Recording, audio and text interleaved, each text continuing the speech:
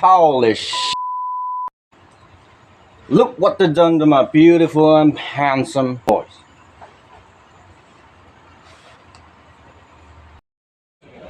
So here's a quick update. It's the next day after the wedding, and look at this.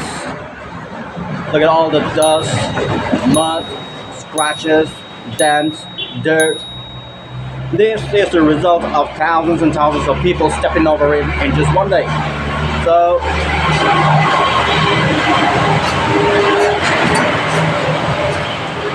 there's a truck passing by, so I just stopped talking. Excuse me for that. Now we cannot use this just like this after this for the next wedding, so I guess we will have to redo it again. So They ask you how you are, you just have to say that you're fine when you're not really fine, but you just can't get into it because they would. A few moments later. I guess we'll just have to use one more coat of painting. It's work. It's a lot of work.